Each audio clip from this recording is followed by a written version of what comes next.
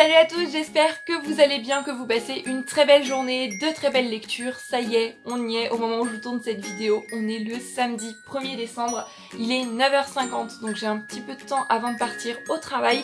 Ça fait plusieurs fois que je refais cette prise, donc pour un vlog, c'est peut-être pas tellement naturel, mais on va faire simple du coup, on va faire court.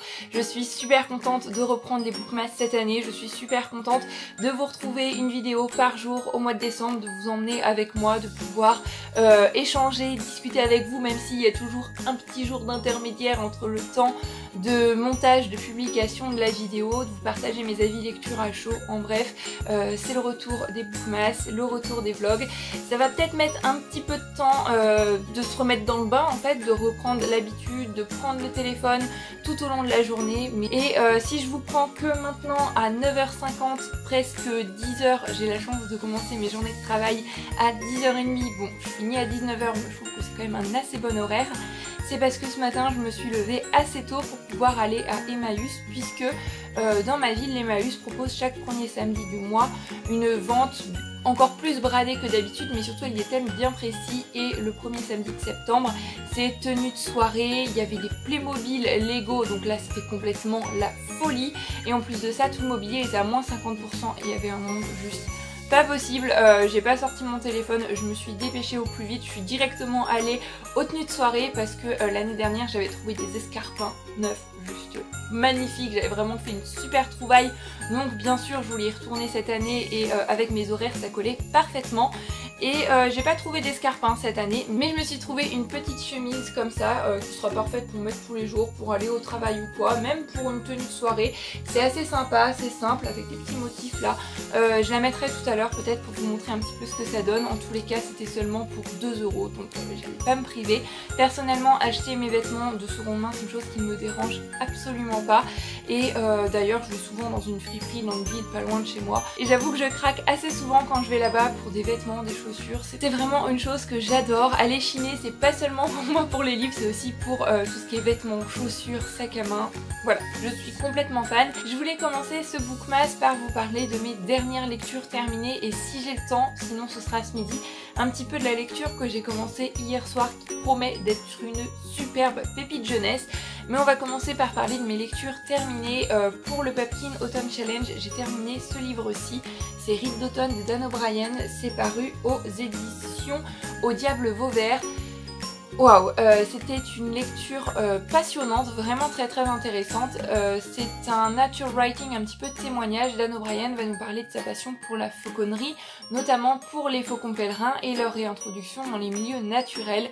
C'est passionnant, on va suivre toute son aventure avec une femelle faucon pèlerin qui s'appelle Donna et il va tout faire tout ce qu'il peut pour petit à petit la réintroduire dans son habitat naturel pour qu'elle redevienne sauvage, sachant qu'à la base elle est née en captivité. Et pour ça on va traverser tout l'ouest américain, il y a de très belles descriptions, c'est un livre qui fait voyager, comme je vous le disais c'est un livre vraiment très intéressant. Ça m'a permis de découvrir et d'en apprendre plus sur la fauconnerie qui est un milieu que je ne connais mais absolument pas. Après je tiens à faire un petit bémol, il y a des scènes de chasse qui sont très bien décrites et j'ai trouvé ça un petit peu dur parfois, mais bon c'est naturel. Je tenais quand même à faire cette toute petite parenthèse, un livre qui se lit très bien. Bon après j'étais quand même 18-19 jours il me semble dessus, donc il est temps que je termine parce que je commençais à me lasser un petit peu. J'avais envie d'autre chose, j'avais envie de livres avec des personnages, une histoire, de l'action, parce que là on est plus sur la nature, le naturel, mais on n'a pas vraiment d'histoire avec des personnages, des intrigues à proprement parler, même si j'avoue que la fin m'a quand même assez surprise. Je m'attendais pas à ça, mais c'est un très beau livre, un livre que je vous recommande vivement.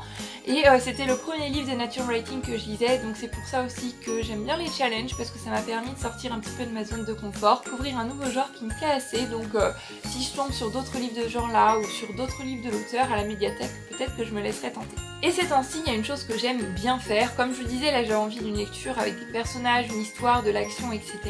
C'est lire une lecture papier, souvent un livre de la médiathèque, et en parallèle un e-book. Et donc en parallèle je lisais Bel et bien mort de Charlène Harris, c'est le tome 9 de La Communauté du Sud, c'est paru aux éditions J'ai lu. Sans surprise, c'était juste génialissime. C'est une saga Beat Lit que j'aime énormément. À la base je suis pas fan de Beat Lit plus que ça, mis à part Twilight, dans mes années Twilight au lycée il me semble, ça commence à remonter.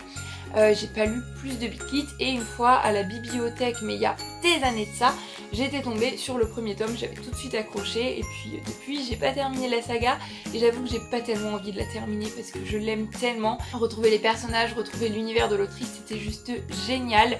Pour essayer de vous résumer True Blood, on suit notre personnage principal Suki qui a une petite particularité, c'est qu'elle est télépathe. Il y a peu de gens qui le savent, mais il se doute qu'il y a quelque chose avec elle qui est pas normal, qui est un petit peu inhabituel, et elle a pas forcément de relation amoureuse, elle a pas tellement plus d'amis proches que ça, tout simplement parce que c'est pas évident d'avoir des relations quand on entend constamment ce que l'autre est en train de penser dans sa tête. Le monde va complètement changer lorsque les vampires vont faire leur coming out, c'est-à-dire qu'ils vont révéler à la face entière de l'humanité qu'ils existent et essayer de s'intégrer au mieux dans le monde des humains. Mais il y a quand même une petite chose qui va aider à leur intégration, c'est la création du True Blood. C'est créé par les Chinois, il me semble, c'est un sang de synthèse qui permet aux vampires de satisfaire le besoin nutritionnel sans avoir à tuer des humains. Pour une cohabitation, c'est quand même un petit peu plus sympa, on est d'accord. Et elle va découvrir un vampire en train de se faire saigner, puisque le sang de vampire a de grandes propriétés, non seulement aphrodisiaques, mais ça rend beaucoup plus beau, voilà, ça a plein de bénéfices. Donc il y a un petit commerce parallèle, pas très net du tout, qui va se développer. Elle va sauver ce vampire, en tomber amoureuse, et ensuite petit à petit au fil des tomes découvrir que si les vampires ont fait leur coming out, c'est pas pour autant que c'est les seules créatures surnaturelles qui existent.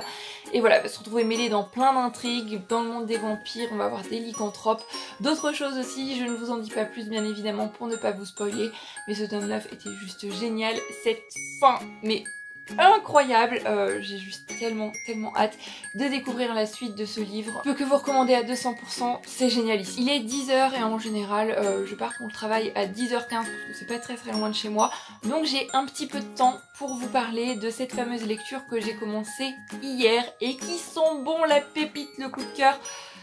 Pour l'instant j'en ai lu qu'un tout petit peu, bon c'est très court. Ce livre c'est L'été des pas perdus de Rachel Ostwater, paru aux éditions Flammarion dans leur collection Tribal.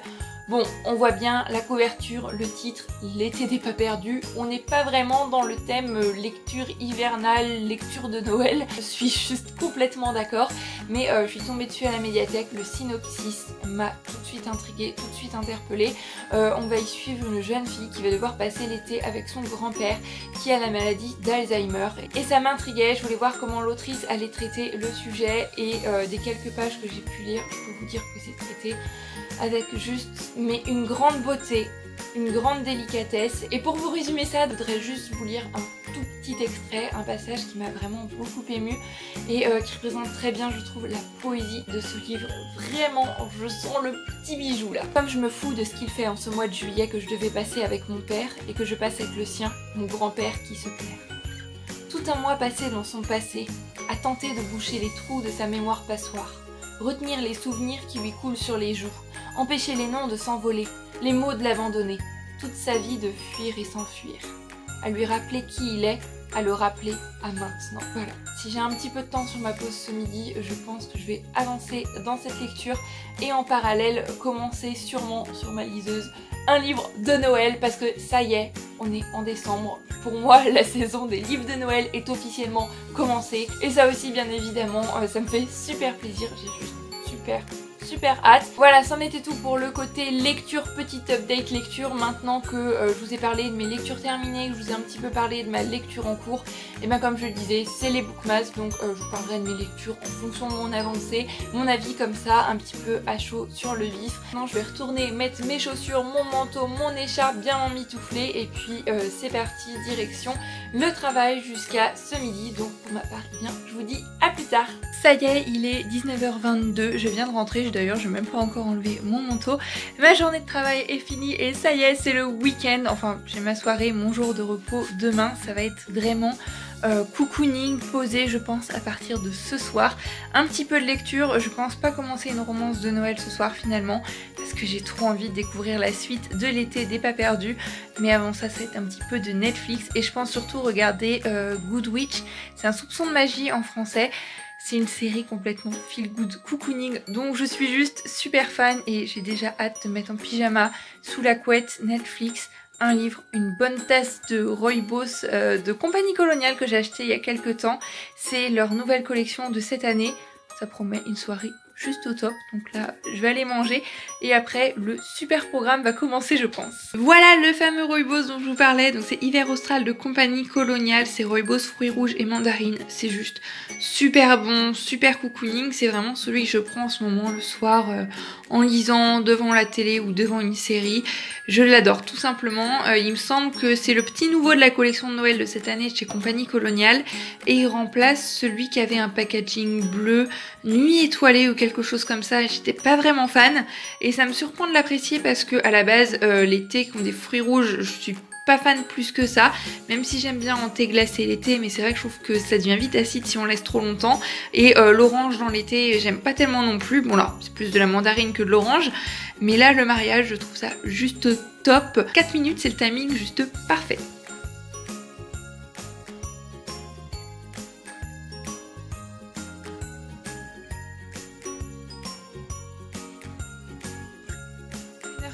Je suis démaquillée, décoiffée, en pyjama. Je viens de terminer l'épisode de Good Witch et ça a complètement fonctionné comme d'habitude. C'est chamallow, c'est guimauve, c'est cosy, c'est cocooning, ça fonctionne toujours, ça fait toujours fondre mon petit cœur.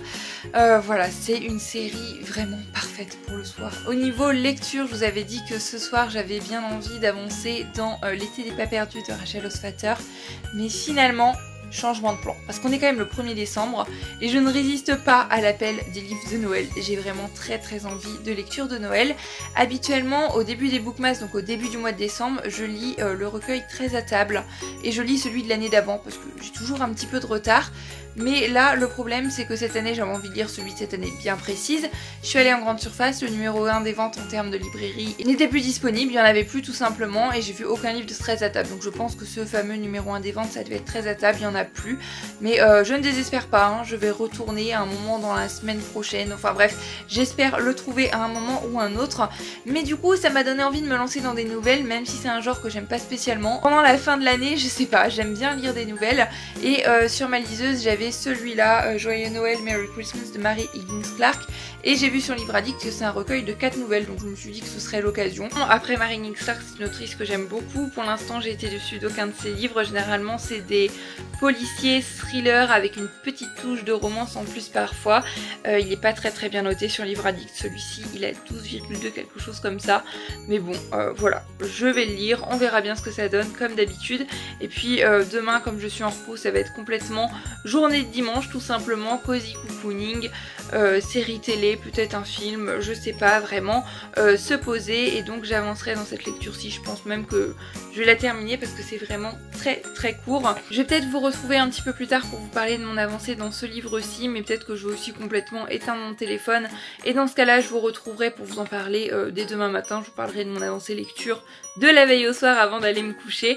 Je sais pas encore trop comment je vais m'organiser à ce niveau-là, mais en tous les cas, si je reprends pas la caméra aujourd'hui, si je vous reparle pas, et bien je vous fais à tous plein de bisous. Je vous souhaite de très belles lectures. J'étais vraiment contente de reprendre les bookmas aujourd'hui. J'espère que cette première vidéo vlog, cette première vidéo bookmas du mois de décembre vous aura plu. C'est vrai qu'aujourd'hui finalement j'ai pas tellement pu prendre mon téléphone et discuter avec vous, et puis j'avais pas tellement de choses sur lesquelles discuter puisque j'avais pas forcément commencé le livre de Noël, j'avais pas tellement de lectures en cours en fait, j'ai pas beaucoup avancé sur mes lectures non plus, je me suis pas vraiment posée si ce n'est ce soir là quand je reprends mon téléphone. Et puis finalement ce midi j'ai pas avancé dans mes lectures, j'ai eu le malheur de me poser sur un lit quelques minutes et c'était très dur de repartir. Je pense que ça c'est vraiment la fausse bonne idée. Enfin bref, demain je pourrais rester au lit aussi longtemps que je voudrais, la grasse matinée si ça me fait envie, même si je suis pas forcément une lève tard. En bref, j'arrête de blablater tout de suite, je vous fais encore une fois plein de bisous, je vous souhaite bien évidemment de très belles lectures et je vous dis à demain sur la chaîne Booktube pour un nouveau bookmas. Prenez grand soin de vous, bye bye.